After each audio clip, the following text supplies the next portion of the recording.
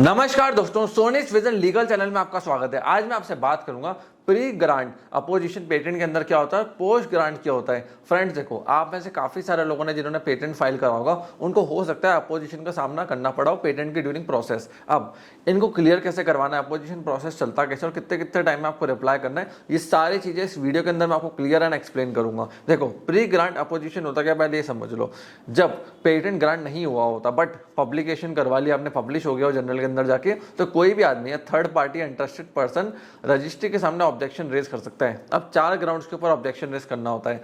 Invention novel नहीं है, पहला ग्राउंड ये होता है। इनोवेटिव स्टेप नहीं, ये होता है। या फिर ये पब्लिक में पहले या 5 साल पहले डिस्क्लोज कर चुके थे, अब आपने इसका पेटेंट फाइल कर दिया, या एक कॉमन चीज है इसका अपना पेटेंट फाइल करा है, या पेटेंट स्पेसिफिकेशन होते हैं उसमें क्लैरिटी नहीं है। इन 4-5 ग्राउंड्स के ऊपर पेटेंट को अपोज किया जा सकता है। अब ये चीज ध्यान रखना कि जो प्री ग्रांट अपोजिशन होता है उसके अंदर कोई गवर्नमेंट फीस नहीं लगती है। पोस्ट ग्रांट में गवर्नमेंट फीस लगती है, जब आपको आगे बता दूंगा। मतलब कोई भी interested person free of cost opposition file कर सकता है और इसके अंदर मल्टीपल एविडेंस भी डाली जा सकती है। एविडेंस इन द फॉर्म, कब आप यूज कर रहे थे, कैसे कर रहे थे, कैसे नॉवल है, ये सारी एविडेंस इसके अंदर लगती है। सामने वाला भी लगा सकता है कि देखो 5 साल पहले पब्लिक डोमेन के अंदर था, वो एविडेंस वो उठा के लिया है। तो मल्टीपल एविडेंस इसमें जा सकती है और गवर्नमेंट फीस नहीं लगती है प्री ग्रांट अपोजिशन के टाइम पर। पोस्ट ग्रांट क्या होता है, पेटेंट रजिस्टर्ड हो गया, ग्रांट हो गया, उसके बाद भी 1 साल का विंडो ओपन होता है 365 डेज का। उसके बीच में कोई इंटरेस्टेड पर्सन उठ के अपोजिशन फाइल कर सकता है। और ग्राउंड सेम ही होते हैं जो प्री और पोस्ट के होते हैं। अब जब पोस्ट ग्रांट अपोजिशन होता है, फॉर्म 7 के अंदर फाइल होता है, इसके साथ साथ एक रिटर्न स्टेटमेंट जाता है, एविडेंस का एफिडेविट जाता है, सब जाते हैं।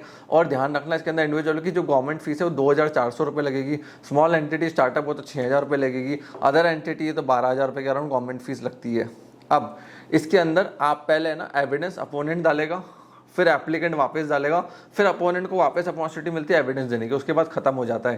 प्री में क्या होता है, मल्टीपल टाइम आप एविडेंस डाल दो। इसके अंदर ऐसा नहीं होता है, इसके अंदर 3 स्टेज पे एविडेंस चलती है। पहले अपोनेंट फाइल करेगा, फिर एप्लीकेंट काउंटर देगा, फिर वापस अपोनेंट एक बार दे सकता है, नहीं देना चाहे छोड़ सकता है, सीधा ये मैटर हियरिंग के ऊपर चला जाएगा।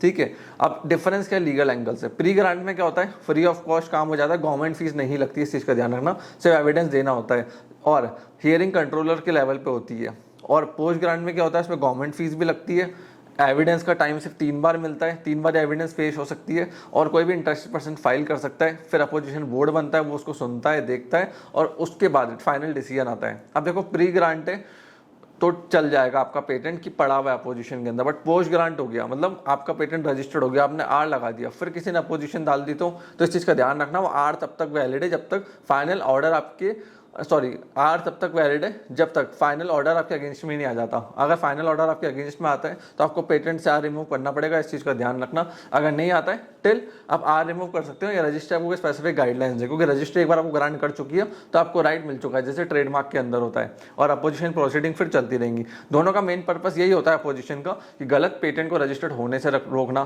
कॉमन चीज़ों को पेटेंट होने से रोकना। तो काफ़ी सारे लोग अपोजिशन फाइल करते हैं, उसको फेस भी करते हैं, इसलिए आपके पास एविडेंस डॉक्यूमेंटेशन सारे प्रॉपर होनी चाहिए, क्लेम आपके प्रॉपर होने चाहिए कि कभी किसी ने उठ के अपोजिशन डाल भी थे तो इजीली आपका पेटेंट क्लियर हो जाए। सो फ्रेंड्स, मैं आशा करता हूं आपके सारे डाउट्स क्लियर हो गए होंगे। मैं वेबसाइट पे कंटिन्यूसली आर्टिकल्स भी लिखता हूं, इसके ऊपर कंटेंट भी लिखता हूं। sonisvision.in में ब्लॉग सेक्शन पे आप जाइएगा, वहां पे मेरे आपको सारे आर्टिकल्स एंड ब्लॉग मिल जाएंगे, उनको जाकर आप चेकआउट कर सकते हो। मैं डेली लिखता रहता हूँ पेटेंट के ऊपर, ट्रेडमार्क के ऊपर, कॉपीराइट के ऊपर, एंड काफी सारे जर्नल्स, गेस्ट पोस्ट भी मेरे आर्टिकल्स आते हैं, वहां भी जाकर आप चेकआउट कर सकते हैं। मैं आशा करता हूँ वीडियो आपको पसंद आई होगी। अगर कोई डाउट क्वेश्चन फिर भी रह गए, कॉमेंट सेक्शन आपके लिए ओपन है, कॉमेंट सेक्शन में कॉमेंट करके हमसे पूछ सकते हैं। आपने वीडियो को यहाँ तक देखा, हम लोग सपोर्ट दिया, उसके लिए धन्यवाद।